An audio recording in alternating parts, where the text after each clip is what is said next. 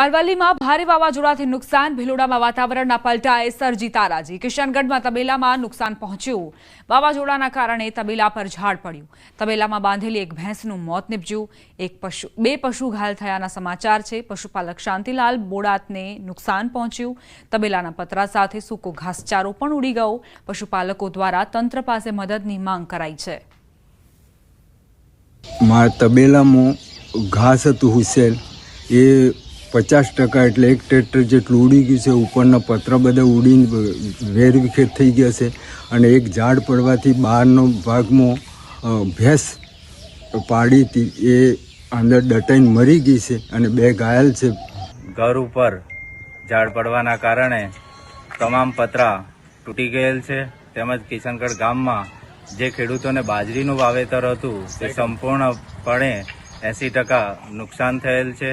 તો સરકારશ્રીની એટલી જ ભલામણ છે કે સત્વરે તેમનું સર્વે કરીને જે લાગતી વખતે સહાય હોય તે પૂરી પાડવા વિનંતી છે.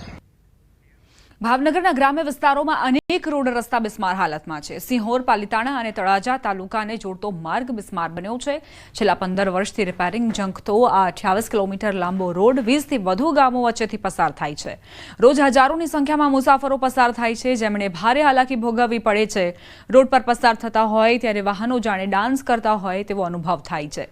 તેથી રિપેરિંગની કામગીરી ઝડપથી કરવામાં આવે એવી રાહદારીઓ અને સ્થાનિકોએ માંગ કરી. જ્યારે અધિકારીઓ વહેલી કામગીરી કરવાનું આશ્વાસન આપી રહ્યા છે. સિત્સરથી જે બાળકોની રોડની હાલત છે જોઈ શકાય નહીં એવી હાલત છે. દરરોજ 5 થી 7 એક્સિડન્ટ થાય છે અને એટલા બધા ખાડા છે કે તમે સિત્સરથી બાળકો પોગો તો પેટમાં દુખવા આવી જાય. 2 ફૂટના ખાડા છે, 1.5 ફૂટના ખાડા છે.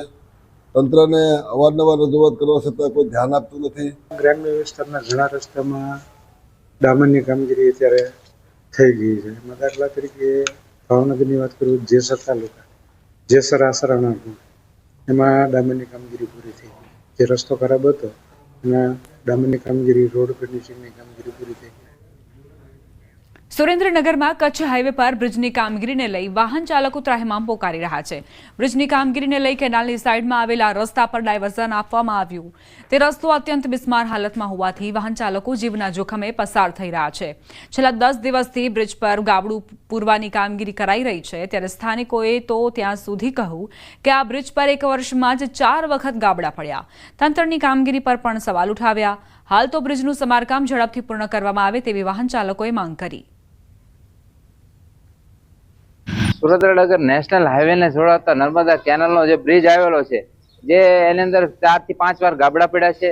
આ તંત્ર થીગડા મારીને કામ ચલાવ કરે છે, પણ અગાઉના જે અહીંથી જે ડાયવર્ઝન આપ્યો છે, જે મૂળચંદ રોડ ઉપરનો બ્રિજ, એ હાવ જર્જરિત હાલતમાં છે. જે દૂધરેજ ગામેથી પસાર થતી નર્મદા કેનાલ ઉપર જે પુલ આવેલો છે તે જર્જરિત હાલત થઈ ગયો છે.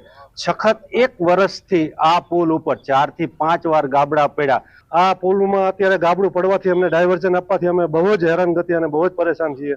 કારણ કે અમને ડાયવર્ઝન એવું આપેલું છે કે એકેય પુલમાં સારી વસ્તુ નથી. ઉલકાઈ પડી જાય એવું છે, અનકાઈ પડી જાય એવું છે. સુરેન્દ્રનગરથી કચ્છને જોડતા મુખ્ય નેશનલ હાઈવે પર નર્મદા કેનાલ પર આવેલ બ્રિજ પર છેલ્લા 1 વર્ષમાં આ 5મી વાર ગાબડું પડવાથી હાલ આજે નર્મદા કેનાલ પરનો જે બ્રિજ છે, આ બ્રિજ છેલ્લા 10 દિવસથી બંધ કરવામાં આવ્યો છે.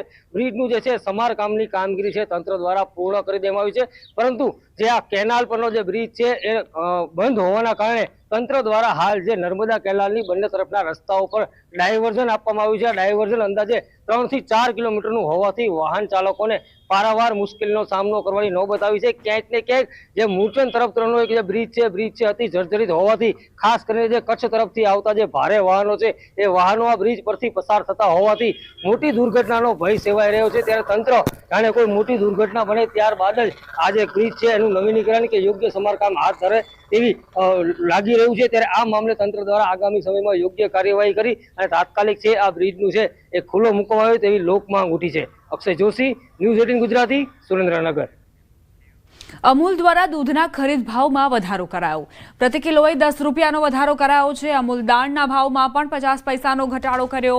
દાળની 70 કિલોની બેગમાં 35 રૂપિયાનો ફાયદો. જૂનો ભાવ 1540 હતો, જે હવેથી 1505માં મળશે. પહેલી વાર એવું બની રહ્યું છે કે દાનમાં 1 ગુણે 35 રૂપિયાનો એક જ હાથે ઘટાડો કર્યો છે અને દૂધમાં 10 પૈસાનો વધારો. પહેલા ભેંસના દૂધમાં 53.44 પ્રતિ લીટર હતા, હવે જે વધશે એમાં 10નો વધારો સાથે વધશે. આ સાથે જ બુલેટિનમાં અત્યારે બસ આટલું જ. વધુ અપડેટ્સ માટે આપ જોતા રહો News 18 ગુજરાતી.